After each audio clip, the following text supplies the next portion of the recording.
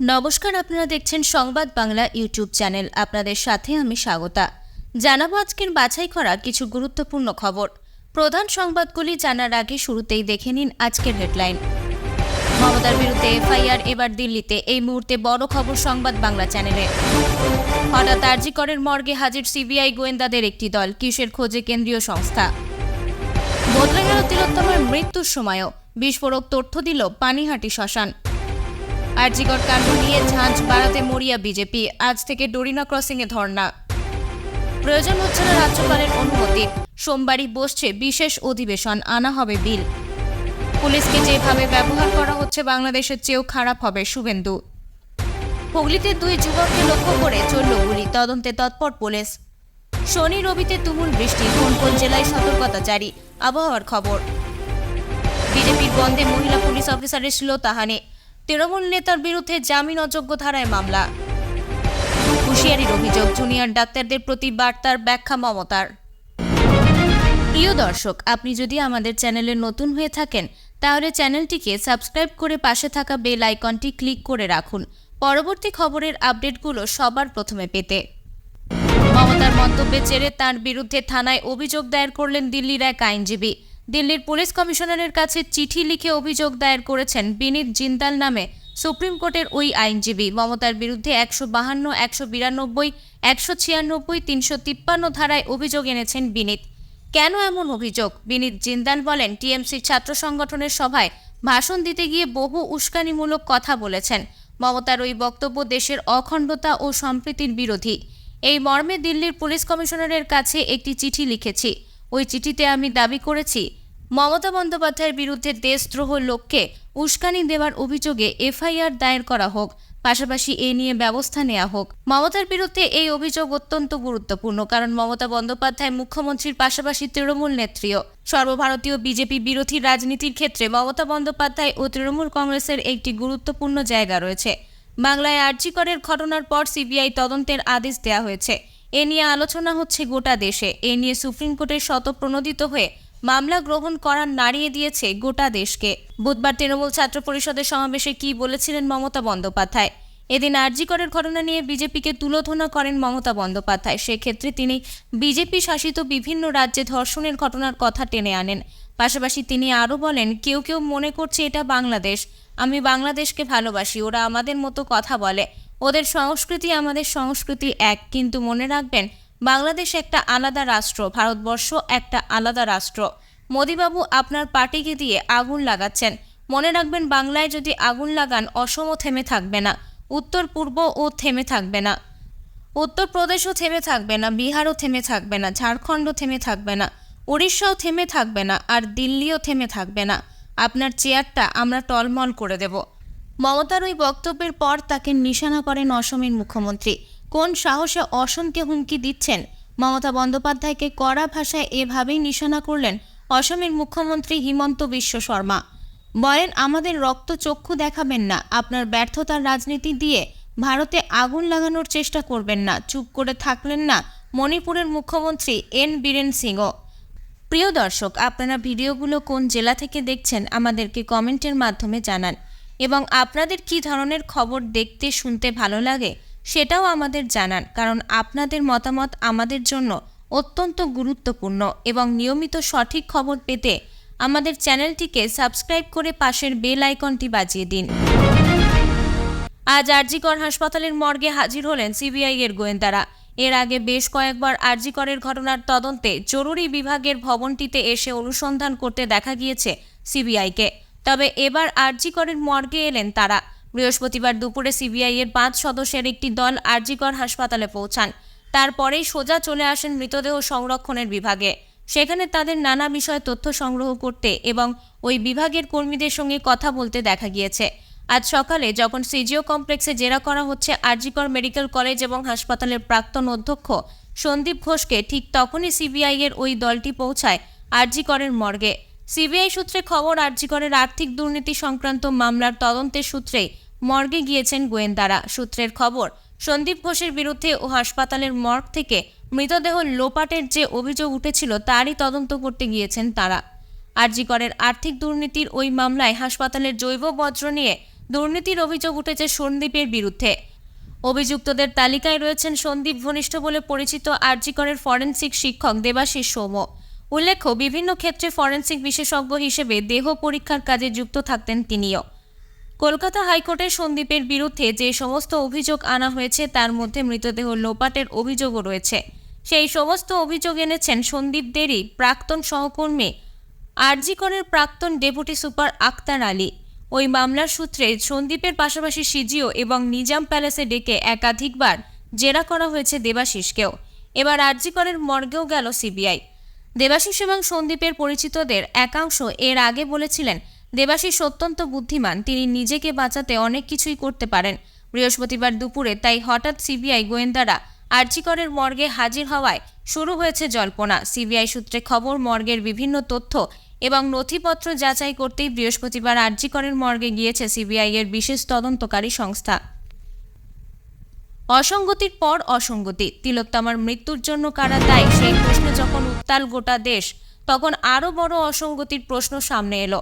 9 August ঠিক কখন মৃত্যু হয়েছিল চেস্ট মেডিসিন বিভাগের তরুণী চিকিৎসকের, তা নিয়েই তৈরি হচ্ছে ধোঁয়াশা। পোস্টমর্টমের রিপোর্টের সঙ্গে মিলই নেই ডেথ সার্টিফিকেটের। পানিহাটি শ্মশানের তরফ থেকে যা দাবি করা হচ্ছে তা বিস্ফোরক। 9 আগস্ট সকালে তরুণী চিকিৎসকের দেহ উদ্ধার হয় আরজি করের সেমিনার রুম থেকে। বেলা বাড়ার পর খবর যায় তার পরিবারের কাছে। ঘটনাস্থলে যায় পুলিশ। ততক্ষণে বিক্ষোভ শুরু হয়ে গিয়েছে আরজি করের জুনিয়র ডাক্তাররা। ফরেনসিক পরীক্ষার পর ওই দিনই আরজি করে হয় তিলোত্তমার ময়নাতদন্ত। তারপর রাতে মা বাবার হাতে দেহ তুলে দেয়া হয়। ওই রাতেই দাহ কার্য সম্পূর্ণ হয়। ঘটনাক্রম ছিল মোটামুটি এরকমই। ময়নাতদন্তের রিপোর্টে জানানো হয় 9 আগস্ট ভোর 3টে থেকে সকাল 6টার মধ্যে মৃত্যু হয় তিলোত্তমার। এবার সংবাদ বাংলা চ্যানেলের হাতে এলো শ্মশানের রেজিস্টারের কপি। পানিহাটির যে শ্মশানে তিলোত্তমাকে দাহ করা হয়েছিল সেখানে রেজিস্টারে লেখা মৃত্যুর সময় দুপুর 12:44। এই রেজিস্টার দেখে ক্রিমেশন সার্টিফিকেট বা ঘাট সার্টিফিকেট তৈরি হয়েছে। দুটি নথিতে উল্লেখ করা সময়ের মধ্যে এত ফারাক কেন? শ্মশান ম্যানেজারের বক্তব্য, ডেথ সার্টিফিকেট দেখেই ওই সময় লেখা হয়েছে। ম্যানেজার বলছেন, কেউ বললেই তো আর লিখতে পারবো না, ডেথ সার্টিফিকেটে লেখা ছিল এই সময়টা, সেই জন্যই আমরা লিখেছি, কোনো ভুল হচ্ছে না। আমি কি ডাক্তারের ওপর দিয়ে যাব নাকি? এই অসঙ্গতি নিয়ে অভিযোগ জানাচ্ছেন তিলোত্তমার মা বাবাও। মৃত চিকিৎসকের বাবা বলেন, আমার মেয়েটার ধর্ষণ আর খুনের পেছনে রয়েছে অনেক বড় চক্রান্ত। ব্যাপারটাকে অন্যদিকে ঘুরিয়ে দেওয়ার জন্যই এই চক্রান্ত। অসঙ্গতি নিয়ে প্রশ্ন তুলেছেন প্রাক্তন সিবিআই কর্তা উপেন বিশ্বাসও। তিনি বলেন, এটা বড় অসঙ্গতি, এটা কি করে হয়? এর থেকে অনেক কিছু সামনে আসবে। এই অপরাধ যারা করেছে তাদের গ্রেপ্তার করতেই হবে। প্রথমে ছাত্র সমাজের ডাকা নবান্ন অভিযান, তারপর রাজ্য জুড়ে 12 ঘন্টার বন্ধ। তবে আরজি কর ইস্যুকে এর পরেও জিইয়ে রাখতে চাইছে বঙ্গ বিজেপি। শ্যামবাজারের পরে আজ বৃহস্পতিবার থেকে সপ্তাহব্যাপী ধর্মতলায় ধর্ণা অবস্থান কর্মসূচি বঙ্গ বিজেপির। প্রসঙ্গত, আরজি কর ইস্যুতে আন্দোলনের ঝাঁজ বাড়াতে চাইছে পদ্ম শিবির।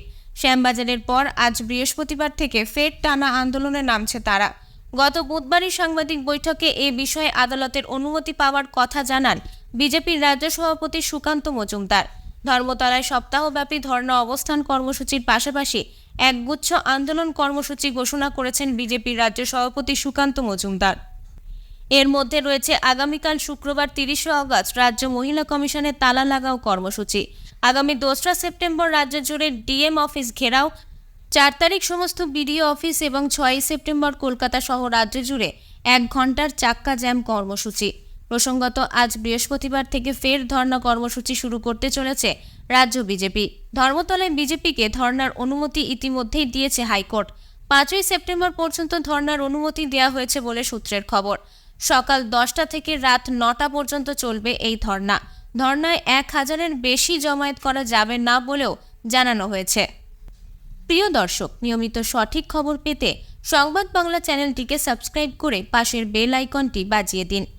আমরা 10,000 সাবস্ক্রাইবারের অনেক কাছে চলে এসেছি। অবশ্যই আপনারা চ্যানেলটিকে সাবস্ক্রাইব করে 10,000 সাবস্ক্রাইবের গণ্ডি পার করে দিন।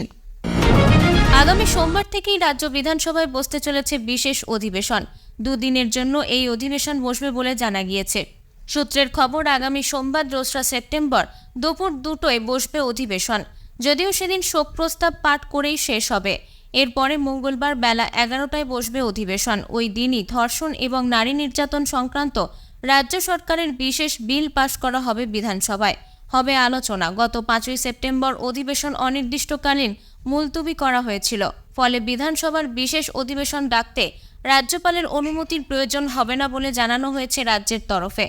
গত বুধবার তৃণমূল ছাত্র পরিষদের জন্মদিবস উপলক্ষে আয়োজিত অনুষ্ঠান মঞ্চে মমতা বন্দ্যোপাধ্যায় ঘোষণা করেছিলেন, ধর্ষণ ও নারী নির্যাতনের অপরাধের দ্রুত বিচার ও ফাঁসির সাজার নিদান দিয়ে নয়া বিল আনবে রাজ্য। আগামী মাসের শুরুতে বিধানসভার বিশেষ অধিবেশনে পেশ করা হয় এই বিল।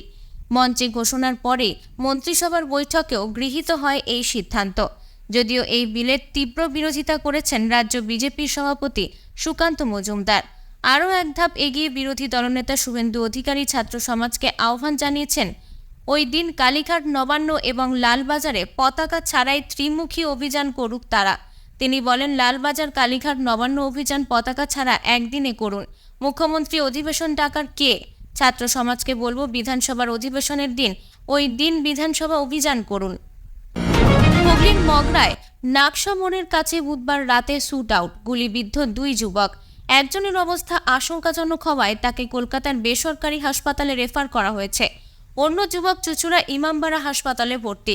প্রাথমিক তদন্তের পরে পুলিশ জানিয়েছে, বুধবার রাত 1:30 নাগাদ বিশ্বনাথ দে ও মইদুল ইসলাম নামে 2 যুবক মোটর বাইকে চেপে মগরার দিকে যাচ্ছিলেন। মোটর বাইক ফলো করছিল 4 চাকার একটি গাড়ি। বিশ্বনাথরা নাকশা মোড় পেরোতেই পেছনের গাড়ি থেকে তাদের লক্ষ্য করে বেশ কয়েক রাউন্ড গুলি ছোড়া হয়। মইদুলের উরুতে গুলি লাগে, বিশ্বনাথের পেটে ও হাতে গুলি লাগে। স্থানীয়দের কাছ থেকে খবর পেয়ে পুলিশ ঘটনাস্থলে পৌঁছায় ও জখম 2 যুবককে ইমামবাড়া হাসপাতালে নিয়ে গিয়ে ভর্তি করা হয়। বিশ্বনাথের শারীরিক অবস্থার অবনতি হওয়ায় তাকে কলকাতায় বেসরকারি হাসপাতালে রেফার করা হয়। বিশ্বনাথের মা সবিতা দে জানান, তার ছেলে মাটি বিক্রির ব্যবসা করে, তৃণমূলের সমর্থক, তৃণমূলের মিটিং মিছিলে যায়। আজ ভোরে মহিলা জানতে পারেন তার ছেলে গুলিবিদ্ধ হয়েছেন। বিশ্বনাথের সঙ্গে কারোর বিরোধ ছিল না বলে স্থানীয় বাসিন্দাদের দাবি। পুলিশের অনুমান, পুরনো কোনো শত্রুতার জেরে ওই যুবককে গুলি করা হয়ে থাকতে পারে বলে। হুগলি গ্রামীণ পুলিশের অতিরিক্ত পুলিশ সুপার কল্যাণ সরকার জানান, তারা কী উদ্দেশ্যে গুলি চালালো সব দিক খতিয়ে দেখা হচ্ছে। পুলিশের অন্য এক কর্তা জানান, মাটি বিক্রির ব্যবসা নিয়ে বিশ্বনাথের সঙ্গে তার পরিচিত কারোর শত্রুতা ছিল কিনা তাও খতিয়ে দেখা হচ্ছে। বঙ্গোপসাগরে নিম্নচাপের ভ্রুকুটি, সপ্তাহান্তে ভারী বৃষ্টির সম্ভাবনা দক্ষিণবঙ্গে। আবহাওয়া দপ্তর সূত্রে খবর, কাল বিকেল থেকে ফের বৃষ্টি বাড়তে পারে। শনি ও রবিবার ভারী বৃষ্টির সম্ভাবনা। 2 চব্বিশ পরগনা, 2 মেদিনীপুর, ঝাড়গ্রাম সহ দক্ষিণবঙ্গের একাধিক জেলায় শনি ও রবিবার উত্তরবঙ্গের 5 জেলাতেও বিক্ষিপ্তভাবে ভারী বৃষ্টির পূর্বাভাস দিয়েছে আবহাওয়া দপ্তর। ওই 5 জেলা হল দার্জিলিং, কালিম্পং, আলিপুরদুয়ার, কোচবিহার ও জলপাইগুড়ি। গভীর নিম্নচাপ অতি গভীর নিম্নচাপে পরিণত। মধ্যপ্রদেশ, রাজস্থান হয়ে গুজরাট পৌঁছেছে। সেখানে শক্তি বাড়িয়ে অতি গভীর নিম্নচাপে পরিণত হয়ে সৌরাষ্ট্র ও কচ্ছে অবস্থান করছে। শুক্রবার পর্যন্ত বৃষ্টির সম্ভাবনা কম থাকবে উত্তরবঙ্গে। বিক্ষিপ্তভাবে বৃষ্টি হবে, বজ্রবিদ্যুৎ সহ হালকা থেকে মাঝারি। দার্জিলিং, কালিম্পং, জলপাইগুড়িতে বজ্রবিদ্যুৎ সহ বৃষ্টির সম্ভাবনা বেশি থাকবে। শনিবার ও রবিবার দার্জিলিং, কালিম্পং, আলিপুরদুয়ার, কোচবিহার ও জলপাইগুড়ি এই 5 জেলাতে বিক্ষিপ্তভাবে ভারী বৃষ্টির সম্ভাবনা। এই জেলাগুলির 2-1 জায়গায় 2-1 পশলা ভারী বৃষ্টি হতে পারে। আজ আংশিক মেঘলা আকাশ, দুপুর পর্যন্ত নিবিড়ভাবে কয়েক পশলা হালকা বৃষ্টির সম্ভাবনা। আজ ও কাল কমবে বৃষ্টির পরিমাণ। কাল শুক্রবার বিকেলের পর থেকে আবহাওয়ার পরিবর্তন। শনিবার থেকে ফের বাড়বে বৃষ্টির সম্ভাবনা। গোঘাট থানার মহিলা পুলিশ অফিসারকে নিগ্রহের অভিযোগ। ঘটনায় গোঘাট থানায় স্বতঃপ্রণোদিত মামলা রুজু হয়েছে অভিযুক্ত তৃণমূল নেতা সঞ্জয় খানের বিরুদ্ধে। পুলিশের কাছে বাধা মহিলা পুলিশ অফিসারের শ্লীলতাহানি একাধিক জামিন অযোগ্য ধারায় মামলা রুজু করেছে গোঘাট থানার পুলিশ। যদিও এখনো পর্যন্ত অভিযুক্ত তৃণমূল নেতা গ্রেপ্তার হয়নি। পরবর্তীতে দলীয় চাপে পড়ে ওই তৃণমূল নেতার ক্ষমা প্রার্থনার ফেসবুক পোস্ট।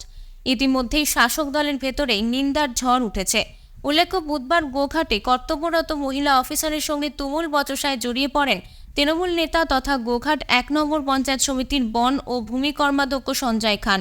তৃণমূল নেতার সঙ্গে ওই মহিলা এসআই এর তুমুল বচসা হয়। উল্লেখ্য, রাজ্য জুড়ে বিজেপির 12 ঘন্টা বন্ধের সমর্থনে গোঘাটের পচা খালি এলাকায় বিজেপি পথ অবরোধ করে। খবর পেয়ে ঘটনাস্থলে পৌঁছায় গোঘাট থানার পুলিশ। অবরোধ তুলতে চেষ্টা করেন পুলিশ আধিকারিকরা। আর তারপরেই শুরু হয় ঝামেলা নিয়ে সঞ্জয়ের বক্তব্য, মহিলা পুলিশ অফিসার দাঁড়িয়ে থেকে পথ আটকে রেখেছেন। আমরা তো কামারপুকুরের দিকে যাচ্ছিলাম, সরকার যেখানে বলছে বন্ধ বিরোধী, তাহলে পুলিশ কিভাবে পথ আটকাতে পারে? ঘটনাস্থলে হাজির হন স্থানীয় তৃণমূল কংগ্রেসের নেতৃত্ব। তাতে আরও অপ্রীতিকর পরিস্থিতি তৈরি হয়। ঝামেলার কথা শুনতে পেয়ে ওই জায়গায় পৌঁছে যান গোঘাট 1 নম্বর ব্লক তৃণমূল কংগ্রেস সভাপতি সঞ্জিত পাখিরা। তার বক্তব্য, বিষয়টি আমার জানা ছিল না, খবর পেয়ে যায়। পুলিশ প্রশাসন তাদের কাজ করছে। দলে অনেক রকমের ছেলে রয়েছে, কেউ একটু চেঁচিয়ে ফেলতে পারে। মহিলা অফিসার তৃণমূল নেতা সঞ্জয় খানকে আটক করারও নির্দেশ দেন। অন্য এক পুলিশ আধিকারিক অভিযুক্তকে আটক না করেই ছেড়ে দেন। পরে ওই মহিলা অফিসারের অভিযোগের ভিত্তিতে অভিযুক্ত তৃণমূল নেতার বিরুদ্ধে একাধিক জামিন অযোগ্য ধারায় মামলা রুজু হয়েছে, কিন্তু এখনও গ্রেপ্তার করা হয়নি অভিযুক্তকে।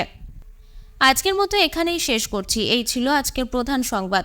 এতক্ষণ আপনার এক্সিডেন্ট সংবাদ বাংলা চ্যানেল দেখা হবে নতুন খবরের সাথে।